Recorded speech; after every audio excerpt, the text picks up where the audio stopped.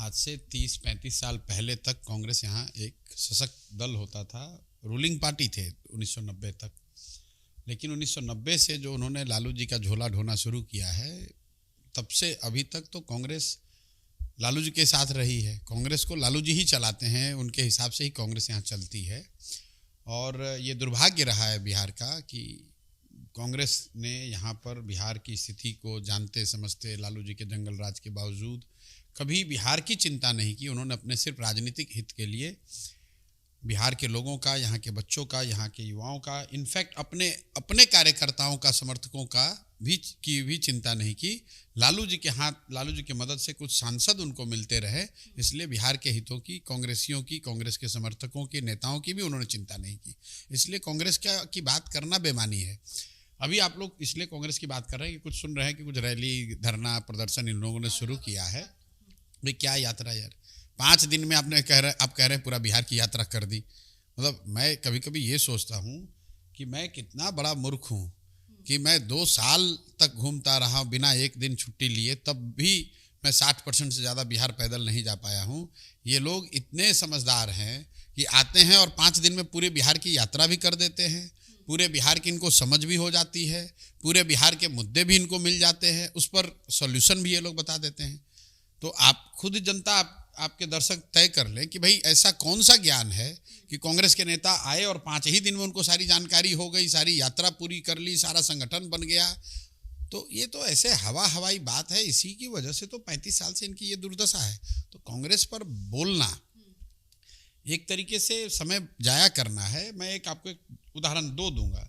इसके अलावा राहुल गांधी आए और उन्होंने कहा कि हम लोग की जो सरकार आएगी तो हम लोग अच्छा वाला जातीय जनगणना कराएंगे, क्योंकि जो हुआ था वो तो फर्जी है। उस व्यक्ति को किसी ने ये भी नहीं बताया कि जो हुआ था वो भी तो तुम ही ने कराया था भाई। उस समय भी तो महागठबंधन की सरकार थी जिसमें कांग्रेस के मंत्री थे। तो आप ये कह रहे हैं कि आपने जनता के आंख में धूल झोंका था पहले, मतलब जो जातीय जनगणना बिहार में हुआ उसको आप फर्जी बता रहे हैं। तो फर्जीवाड़ा में तो कांग्रेस और तेजस्वी यादव भी शामिल थे तब। ये तो इनके समझ का और इनके वक्तव्यों का ये समझिए कि इसकी ग्रेविटी ये है। तो इसको क्या सीरियसली आप लीजिए कर रहा है कि प्रशांत किशोर ने, जनसुराज ने वो मुद्दा बनाया है। जिन व्यक्ति का आप नाम ले रहे हैं, कांग्रेस के नेताओं का या तेजस्वी का, ये लोग तो यहाँ पहले से भी राजनीति करते रहे हैं। आज से नहीं, 20 साल 30 साल से राजनीति कर रहे हैं। इनके मुंह से तो कभी आपने पलायन की बात नहीं सुनी। तो ये ज्ञान, ये इनलाइटनमेंट जो इनको हुआ है, ये तो जनसुराज के आने के बाद शुरू हुआ है, जब हमने शुरू किया है कि बिहार का सबसे बड़ा मुद्दा पलायन है। बिहार का सबसे बड़ा मुद्दा यहाँ की ध्वस्त शिक्षा व्यवस्था है। आप राहुल गांधी का, तेजस्वी यादव का कोई मुझे भाषण सुना दीजिए, लोकसभा चुनाव लोग लड़े हैं, अगर उस किसी भाषण में इन्होंने पलायन की बात करी हो, किसी भाषण में इन्होंने ध्वस्त शिक्षा व्यवस्था की बात की हो। ये तो अब इनको लग रहा है कि अरे प्रशांत किशोर और जनसुराज में इतने लोग पलायन के नाम पर जुड़ रहे हैं तो हम भी कर ले। और वो देखिए करे, उससे कोई नुकसान, उससे तो फायदा है। यही तो जनसुराज की ताकत है, जनसुराज की जीत है कि बिहार का चुनाव अब इस पर तय किया जाएगा कि पलायन मुद्दा है कि नहीं, और उससे भी बढ़कर कि पलायन को रोकने का किसके पास प्लान है। प्रशांत किशोर और जनसुराज बता रहे हैं कि पलायन कैसे रुकेगा, और जैसे आज इन्होंने पलायन का मुद्दा उठाया है, वैसे एक ऐसा भी समय आएगा कि हमारे प्लान को भी उठाकर कहेंगे कि हाँ यही प्लान है जिससे पलायन रुकेगा। महत्वपूर्ण बात यह है कि बिहार में लोकतंत्र सक्रिय हुआ है, लोकतंत्र की ताकत बढ़ी है, और जनता के मुद्दों पर बात हो रही है। वो इसलिए हो रहा है कि जनसुराज यहाँ पर आया है, एक नया विकल्प आया है। अच्छा है, खराब है, आपको पसंद है, नहीं पसंद है, लेकिन जनसुराज है तो इन मुद्दों की बात हो रही है। वरना बात ये होती कि राजद को कौन हराएगा, लालू जी की भाजपा को कौन हराएगा, इसके अलावा कोई बात ही नहीं होती। और जनता भी घर में बैठी रहती कि भैया विकल्प तो कोई है नहीं। लालू को अगर नहीं देना चाहते हैं तो नीतीश को, भाजपा को देना पड़ेगा, नीतीश भाजपा को नहीं देना चाहते हैं तो लालू को देना पड़ेगा। तो लोकतंत्र की जब ताकत बढ़ेगी, लोकतंत्र में लोगों के पास विकल्प होंगे, जरूरी नहीं कि वो जनसुराज को स्वीकार करें, लेकिन विकल्प होगा तो उससे समाज का, राज्य का फायदा हो। आप यात्रा करने फिर Shyam steel flexi strong TMT बार, ये स्ट्रॉन्ग के साथ फ्लेक्सिबल भी है। आपदा मुसीबत कोई भी आए, ये घर को अटूट बनाए। जब TMT फ्लेक्सी स्ट्रॉन्ग, तो घर रहे हमेशा के लिए स्ट्रॉन्ग। जो सारा ये कवायद कर रहे हैं वो सिर्फ इसलिए कर रहे हैं कि राजद कुछ सीट हम लोग को दे दे, 40 दे कि 45 दे कि 25 दे, इस पर बात है। और ये सारी कवायद उसी के लिए है। पॉलिटिकल प्रेशर खाली बनाया जा रहा है। कोई प्रेशर भी नहीं है, ये आप अपना हाथ पैर चला रहे हैं। लालू जी कितना भाव देंगे कांग्रेस को हम लोग को पता नहीं है। सीएम फेस तो बहुत बड़ी बात है, मतलब 2-4 विधायक का सीट ज़्यादा मिल जाए उतना ही कांग्रेस का एस्पिरेशन भी है और उतना ही उनकी ताकत भी है। सीएम फेस बिल्कुल क्लियर तौर पर तेजस्वी यादव है, इसमें कोई बट आप लोग सवाल पूछकर मुझे लग रहा है कि भाव दे रहे हैं ज़्यादा, ये सवाल है ही नहीं। स्वाभाविक तौर पर राजद गठबंधन में उसका चेहरा तेजस्वी यादव हैं और अगर उनको जनता मत देती है तो मुख्यमंत्री तेजस्वी यादव होंगे, दूसरे की क्या बात है। रैली के वक्त कोई कहार है, कोई पासवान है, कोई चमार है, वैसे कोई ब्राह्मण भी है, उसका कोई महत्व नहीं है। आपका जन्म हुआ है तो आप किसी जाति के हैं। प्रशांत किशोर जी, चुनाव कहाँ से लड़िएगा? रघुपुर का नाम सामने आ रहा है, कहीं से तो चुनाव लड़िएगा, कहीं आप बता भी नहीं रहे। मैंने पहले भी कहा कि जहां से भी दल तय करेगा वहां से चुनाव लड़ेंगे। आपका मन भी कहीं से होगा? बिल्कुल नहीं, हमारा मन है कि हम चुनाव अचानक मतलब सरप्राइज देना चाह रहे हैं कि सामने वाला दल प्रिपेयर ना करे जिसका वहां पे दमसम है। नहीं, इसमें प्रिपेयर और उस न प्रिपेयर होने की क्या बात है। हमने ये कहा कि जहां से भी दल तय करेगा वहां से चुनाव लड़ेंगे।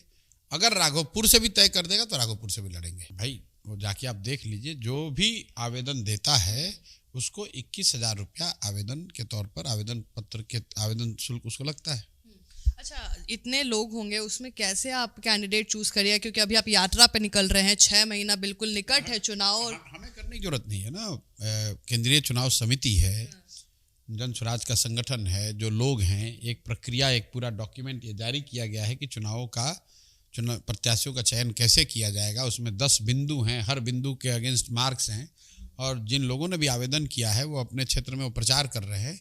जो कमेटी है केंद्रीय चुनाव समिति और जो हम लोग के लोकल संगठन के साथी है वो बैठेंगे और उन मानकों पर उन उम्मीदवारों का मूल्यांकन करेंगे। चयन तो हमको करना नहीं, आपने ठीक कहा, हम तो यहाँ हैं ही नहीं, हम तो जा रहे हैं यात्रा पर। हम 20 मई से बिहार बदलाव यात्रा पर निकलेंगे और पूरा बिहार घूमने के बाद ही लौटेंगे। ऐसा नहीं कि आज गए और आगे, जैसे मैंने पदयात्रा की थी वैसे 20 मई से, लेकिन वो बिहार बदलाव यात्रा मैं 20 तारीख से शुरू कर रहा हूँ।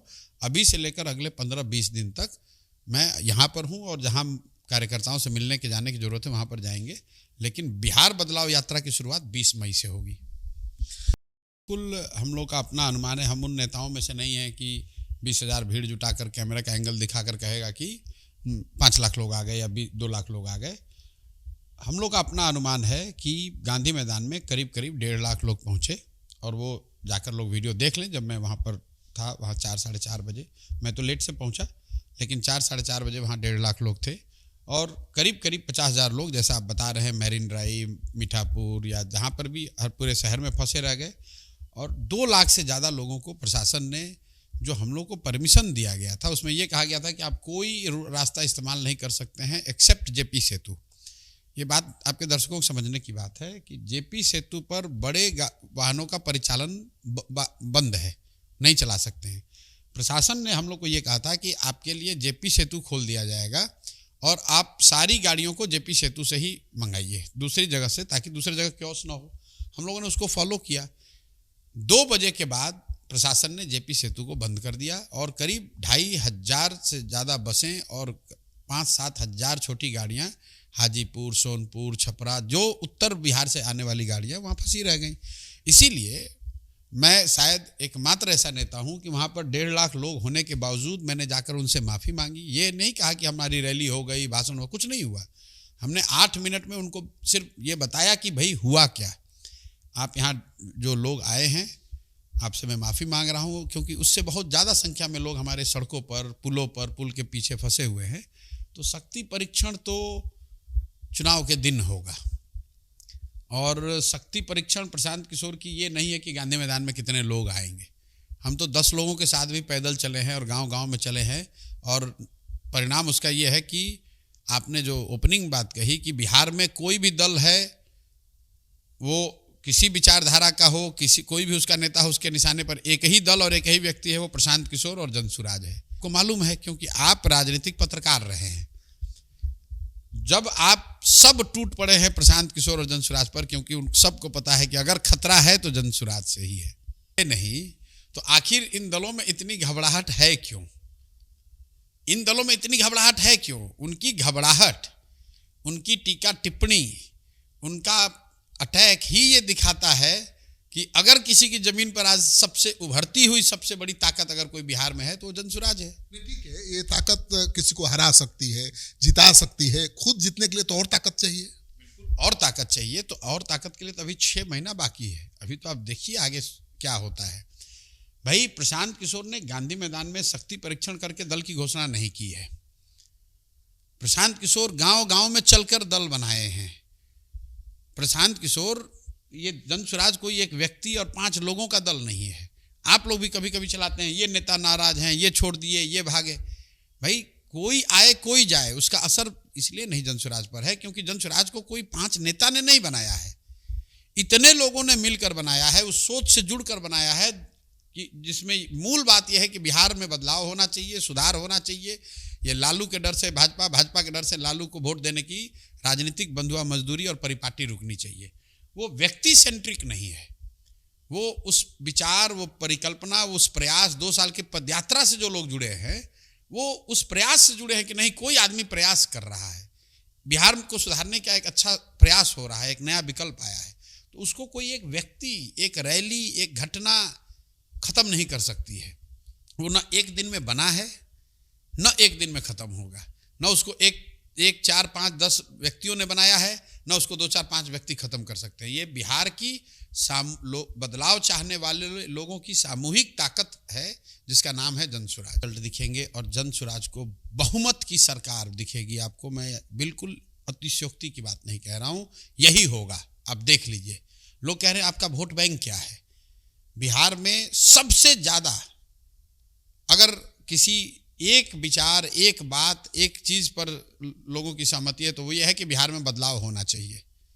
चाहे आप राजद के समर्थक हैं, आप जदयू भाजपा के समर्थक हैं, एक बात सब लोग कह रहा है, 60% से ज्यादा लोग किसी भी सर्वे में करके देख लीजिए कि बिहार में बदलाव होना चाहिए। आप सिटी पोस्ट पर कल एक इंटरव्यू के बाद एक पोल डाल दीजिए और ये पूछिए कि क्या बिहार में बदलाव होना चाहिए कि नहीं। अगर 60% से कम लोग बोल दे तो हमको बता दीजिएगा। तो बिहार जनसुराज का वोट बैंक, बदलाव चाहने वाले लोग जो है वो बिहार जनसुराज के वोट बैंक है। लेकिन प्रसाद जी, आप तो ये भी जानते हैं कि बिहार का समाज जाति मजहब में बुरी तरह से बटा हुआ है और चुनाव में उसका असर दिखता है। कैसे उसको खत्म करेंगे? ये स्टाइल का मामला है। रूपा फ्रंटलाइन।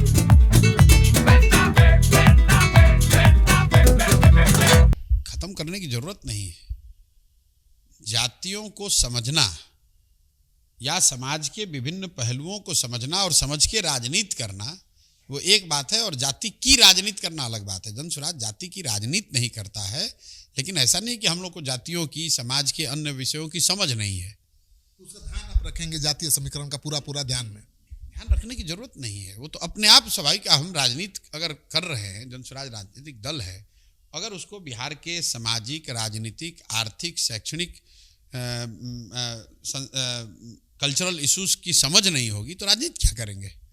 नवंबर के बाद सीएम नहीं रहेंगे, बिहार में नया चीफ मिनिस्टर बनेगा और वो चीफ मिनिस्टर जनसुराज का होगा। इतना मैं आपको कह सकता हूँ। प्रशांत किशोर क्यों नहीं? क्योंकि प्रशांत किशोर चीफ मिनिस्टर के दावेदार नहीं है। जनसुराज नहीं, पहले जनसुराज को जीत कर आने दीजिए। जनसुराज में इतने अच्छे लोग जीत कर आएंगे जिनमें क्षमता होगी कि वो बिहार को सुधार सकें, बिहार को बना सकें।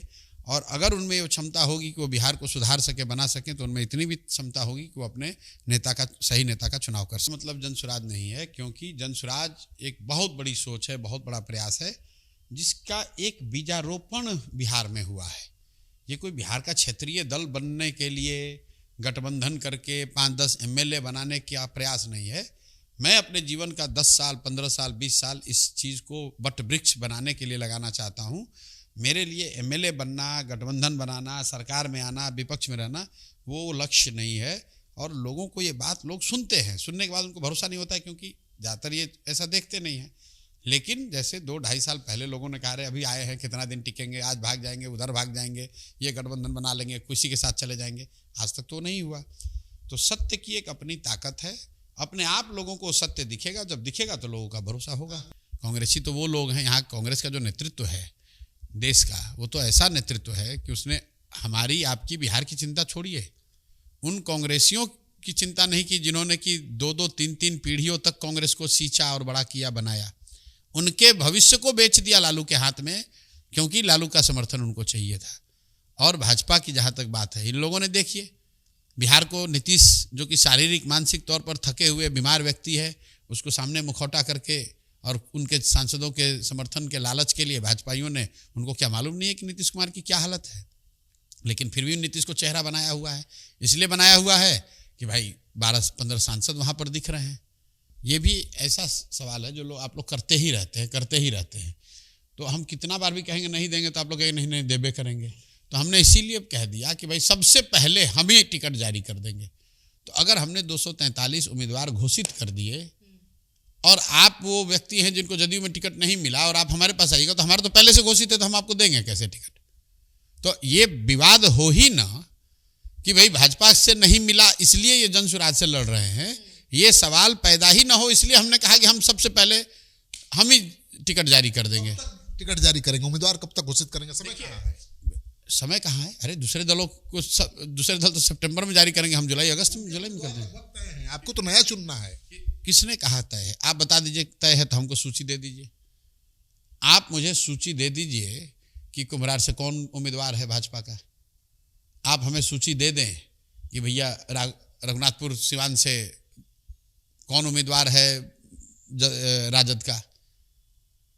आप हमें सूची दे दें, अगर आपको लगता है कि तय है तो। आपको इंतजार रहेगा उनकी सूची का, तब करेंगे। फिर वही बात हम कर रहे हैं। हमने कहा कि हम सबसे पहले करेंगे, आपने कहा कि उनकी सूची उनका सूची तो क्लियर है। कहाँ क्लियर है?